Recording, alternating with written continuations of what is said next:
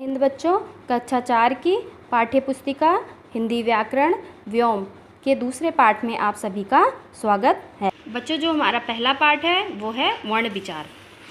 अब इसमें जब हम बोलते हैं तो हमारे मुख से कुछ ध्वनियाँ उत्पन्न होती हैं। अब इन ध्वनियों को मिलाने से ही शब्द बनते हैं और शब्दों के वाक्यों की रचना होती है। तो मौखिक भाषा में जब हम ध्वनियों का प्रयोग करते हैं और लेकिन लिखित भाषा में हम इन ध्वनियों के लिए जिन चिन्हों का प्रयोग करते हैं उसे ही वर्ण कहते हैं, जिसमें हम पढ़ सकते हैं। अब जैसे आपको कुछ एग्जाम्पल हम उदाहरण बताते हैं, जैसे मोर।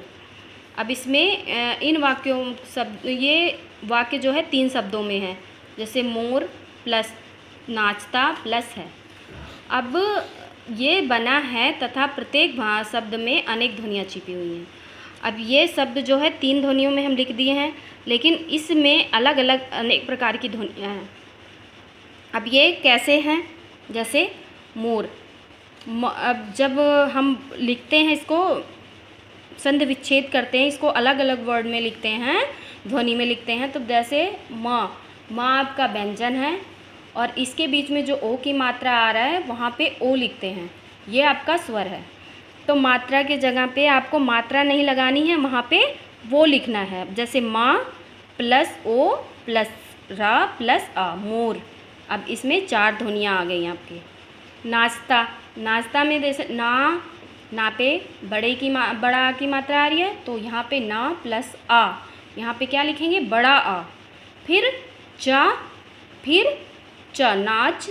अब यहाँ पे छोटा, यहाँ पे कोई मात्रा, जहाँ पे कोई मात्रा नहीं होती है वहाँ पे छोटा लगाते हैं, तो यहाँ पे अ। फिर ता पे बड़ा की मात्रा आ रहा है, तो उस जगह पे क्या लिखेंगे? बड़ा। नाचता। तो इस प्रकार इसमें 6 ध्वनियाँ होगी। उसके बाद है में आपका ह प्लस ए। अब है में मात्रा लगा हुआ, तो इसमें यहाँ इस जगह पे ए से एड़ी वाला ए लिखेंगे और इसमें कितनी ध्वनि आ गई? 2। अब इसी प्रकार हाथी में कितनी ध्वनियाँ हैं? हम कह सकते हैं कि हाथी में 2 ध्वनियाँ हैं, हा प्लस थी। लेकिन हम इन ध्वनियों को और भी टुकड़े में कर सकते हैं, जैसे ह बराबर ह प्लस आ, हा प्लस आ। अब हा में आ की मात्रा आ रहा है, तो वहाँ पे आ गया। थी, थ प्लस ई। अब यहाँ पे हाथी, अब थी की मात्रा आ रही है यहाँ पे बड़ी छोटी की, तो बड़ी की, तो वहाँ पे बड़ी ई लिख दिया। इस प्रकार हाथी में 4 ध्वनियाँ हो गई, हा प्लस आ प्लस था प्लस ई। अब इन ध्वनियों के और टुकड़े नहीं किए जा सकते हैं।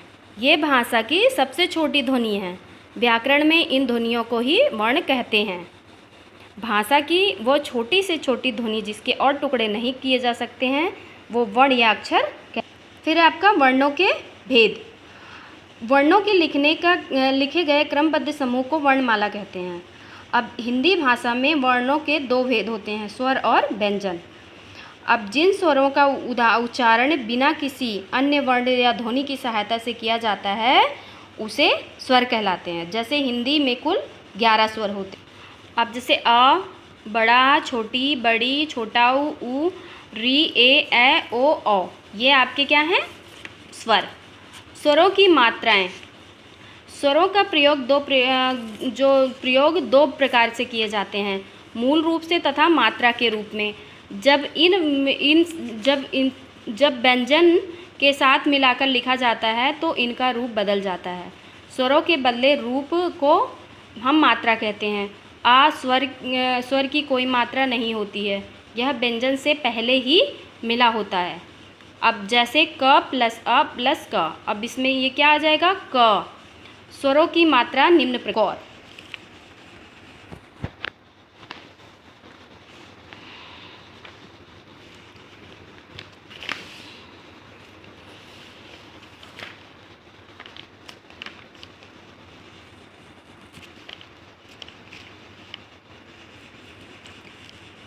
इसके बाद आपका व्यंजन जिन वर्णों का उच्चारण स्वरों की सहायता से किया जाता है वह व्यंजन कहलाते हैं।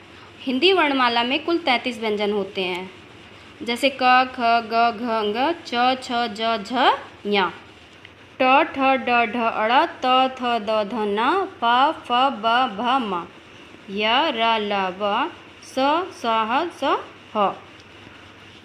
इसके बाद बच्चों संयुक्त व्यंजन, जो व्यंजन के मेल से बने व्यंजन संयुक्त व्यंजन कहलाते हैं। ये मुख्य से रूप से 4 हैं। अब जैसे छ, त्र, ज्ञ और स्र, ये आपके संयुक्त व्यंजन हैं। अब क हलंत प्लस स, क्षण, क्षमा, क्षत्रिय। तो त्र से त्र प्लस र, त्रय, त्रिशूल, त्रिभुज। ज्ञ प्लस या, ज प्लस या। अब इसमें ज्ञा, ज्ञान, ज्ञानी, ज्ञात। श्र, श हलंत र, श्र, श्रम, श्रवण, श्रीमान। उसके बाद है द्युत व्यंजन।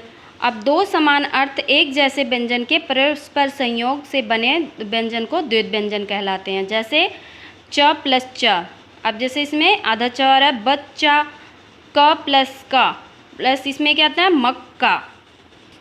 अब द्वित व्यंजन में बच्चों जहाँ पर एक ही शब्द जो है, जहाँ पर एक व्यंजन 2 बार आता है वहाँ पे द्वित व्यंजन होता है। जैसे कच्चा, पक्का, पत्ता आदि। बच्चा, मक्का, तो इसमें जो व्यंजन है वो 2 आ रहे हैं। और वर्णमाला, वर्णों का जो पूरा समूह होता है वो वर्णमाला कहलाता है। इनमें कुल कितने होते हैं, 46 वर्ण होते हैं। आ से अंक तक का तथा क से हा तक का। अब स्वरों की मात्राएं बच्चों, जैसे व्यंजन स्वर की सहायता से बोल जाते हैं, परंतु जब स्वर को व्यंजनों के साथ मिलाया जाता है तो वहाँ पे जो वो अपना स्वरूप होता है वो बदल लेते हैं। तो उस बदले हुए रूप को ही मात्रा कहा जाता है। जैसे आपको हमने मात्रा बताया था। कुछ बच्चों ऐसे भी हिंदी में 3 वर्ण ऐसे भी हैं जो ना तो स्वर हैं और ना ही व्यंजन हैं। इसे आयोग वाह कहते हैं। ये इस प्रकार होते हैं, जैसे अनुस्वार, अनुनासिक और विसर्ग। अब अनुस्वार में जो है अंक बिंदी लगता है, अनुनासिक में चंद्र बिंदु लगता है और विसर्ग में पीछे 2 बिंदी लगता है। जैसे दुख, अतः, प्रातः, तो वहाँ पे पीछे 2 बिंदु लगता है, तो वहाँ पे वो विसर्ग हो गया। अनुस्वार जो है इसका उच्चारण जो हम नाक से होता है, जैसे हंस, कंगन, जंगल आदि। और अनुनासिक जो है चंद्र बिंदु, इसका उच्चारण हम नाक और मुख दोनों से करते हैं, जैसे चांद, आँख, दांत आदि। और विसर्ग है इसके बाद, इसका उदाहरण आधे हैं, जैसे हा के समान होता है, जैसे प्रातः, अतः, पुनः आदि। उपरोक्त वर्णों में से अंक और अ को स्वर समूह में रखा जाने लगा।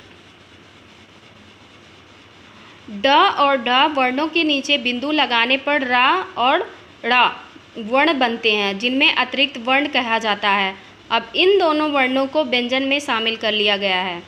इसी प्रकार रा के विभिन्न प्रयोग हैं। पिछली कक्षा में हमने रा में ऊ तथा बड़ा ऊ की मात्रा लगाना सीखा था। इसके अतिरिक्त रा के कुछ अन्य रूप भी होते हैं, जैसे खर्च, अर्ज, दर्जी, ट्रैक, ट्रेन, ड्रम, भ्रम, क्रम, प्रथम। अब इन शब्दों में र का अलग अलग तरीके से प्रयोग हुआ है। इसके बाद बच्चों आपका सही विकल्प पर सही का चिन्ह लगाइए। ये आपका अभ्यास कार्य है। हिंदी भाषा में वर्णों के कितने भेद होते हैं? हिंदी भाषा में वर्णों के 2 भेद होते हैं। व्यंजन में कितने होते हैं? व्यंजन में कितने होते हैं? 33। 2 वर्णों के मेल से बना व्यंजन कौन सा है? 2 वर्णों के मेल से बना व्यंजन कौन है? उसके बाद आपका 2 वर्णों के मेल से व्यंजन कौन सा है? फिर है दिए गए प्रश्नों के उत्तर दिए। वर्ण किसे कहते हैं? वर्णमाला से आप क्या समझते हैं? स्वरों की भाषा उदाहरण सहित लिखिए। मात्रा किसे कहते हैं और किस स्वर में मात्रा नहीं होता है? आयोग वाह किसे कहते हैं? उसके बाद है दिए गए द्वित्व व्यंजनों का प्रयोग करके 3-3 शब्द बनाइए। जैसे 2 व्यंजन आ रहे हैं, जज, नन, कक, ल, लल। अब दिए गए शब्दों के अनुसार अनुस्वार, अनुनासिक तथा विसर्ग का चिन्ह लगाइए। आदर, सातमा, नमन, प्रातः, जग, आँच। अब नीचे है दिए गए चित्रों के आधार पर शब्दों में रा का सही रूप का प्रयोग करना। जैसे वर्षा, यहाँ वर्ष लिखा है। टक, माल, और प का। अब इसमें वर्षा पे आधा रा आ जाएगा, ट्रक में नीचे ट्रैक आ जाएगा, आधा रा हो जाएगा, अलग अलग रा का प्रयोग किया गया है। अब रूमाल, इसमें छोटे ऊ की रुमाल हो गया, और प्रकाश लिखा, यहाँ पे आपका गया प्रकाश।